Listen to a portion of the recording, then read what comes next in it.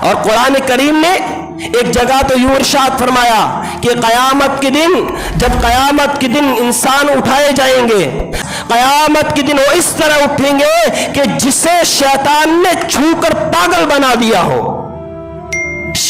سود کھانے والا، بیاج لینے والے کے بارے میں ہے کہ جب وہ قیامت کے دن اٹھیں گے، یتخبطہ الشیطان من المس، جیسے شیطان نے اسے چھو کر پاگل بنا دیا ہو۔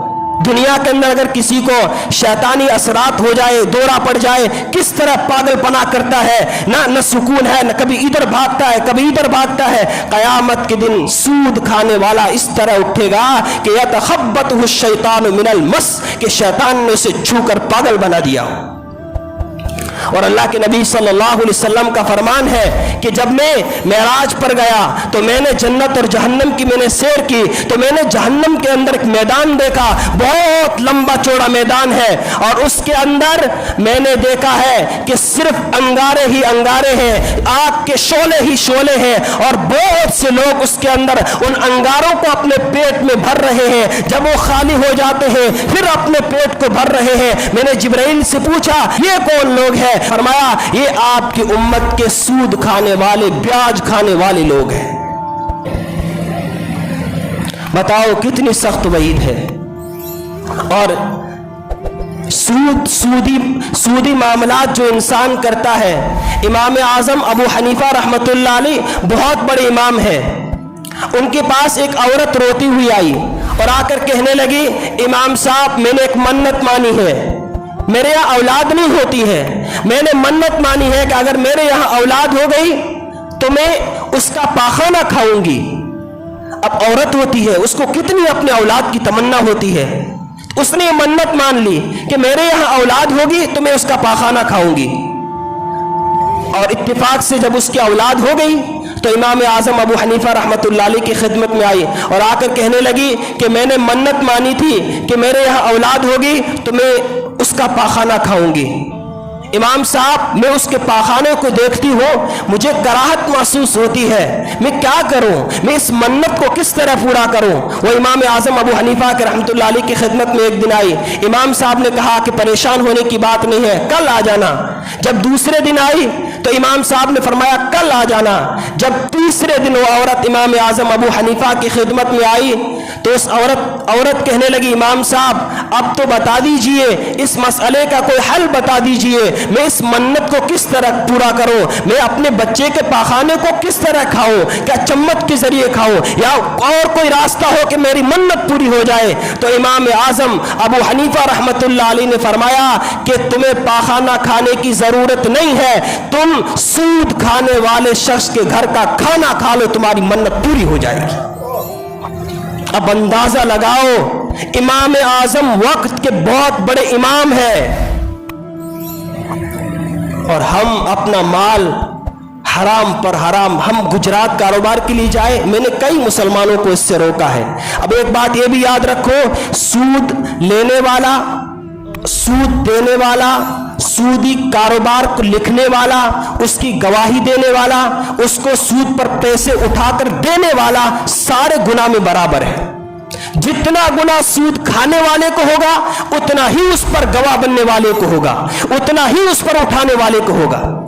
ہمارے معاشرے میں عام ہو چکا ہے، اب کوئی عام بندہ غریب کسی کے پاس بیاج کے لیے جائے سود کے لیے تو ہر کوئی بندہ اس کو دیتا نہیں ہے، تو وڈیرے آدمی کو لے جاتا ہے کہ مجھے یار سود پر پیسے اٹھا کر دو۔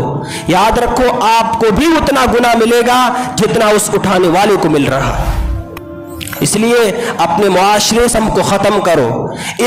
اتنا بڑا گناہ ہے، اتنا بڑا گناہ ہے کہ کسی اور گناہ پر اللہ نے اور اللہ کے رسول کی طرف سے اعلان جنگ نہیں ہے، صرف سود ایک ایسا گناہ ہے جس کے بارے میں اللہ اور اللہ کے رسول کی طرف سے اعلان جنگ ہے۔ تمہارے لیے اللہ نے کاروبار کو حلال کیا ہے، کھیتی کو حلال کیا ہے۔ احل اللہ البیع، آپ خرید و فروخت کیجئے۔ اللہ کے رسول صلی اللہ علیہ وسلم پر جب آیت نازل ہوئی کہ سود حرام ہے تو سب سے پہلے اپنے سگے چچا حضرت عباس رضی اللہ تعالیٰ عنہ کو فرمایا تھا کہ سارا سود چھوڑ دو۔ خود عملی جامہ پہنا کر دکھایا ہے، خود اپنے رشتہ داروں کو عملی جامہ پہنوا کر دکھایا ہے کہ ہمیں سود کس طرح چھوڑنا ہے۔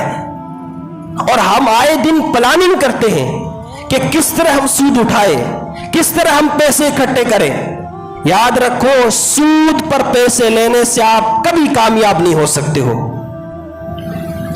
आप देखते हो कि गुजराती लोग मस्जिद बना रहे, मदरसा बनाया, फला जगह दीन का काम किया, फला जगह ये बिल्डिंग बनाई, और उनके पास जितना देते हैं उसका डबल आता है।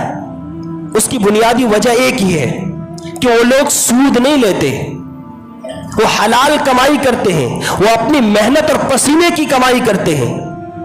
और हम सूद पर पैसे उठाते हैं, इस वजह से हमारे घरों में बरकत नहीं है, इस वजह से हमारे कारोबार में बरकत नहीं है, इस वजह से हमारे घरों में बरकत नहीं है। बीमारियां इसी वजह से आती है, हालात, मसाइब और परेशानियां इसी वजह से आती है कि हमने अल्लाह और अल्लाह के रसूल की तरफ से ऐलानी जंग किया है। सूद आपको वक्ती तौर पर ज्यादा नजर आएगा। जिस तरह कुतिया जब बच्चे जनती है तो कितने जनती है? 8-10 बच्चे जनती है, और बकरी 2 से 3। आप बकरियों के रेवड़ देखोगे, कुत्तों के कई रेवड़ देखे आपने? कुत्ता हराम है।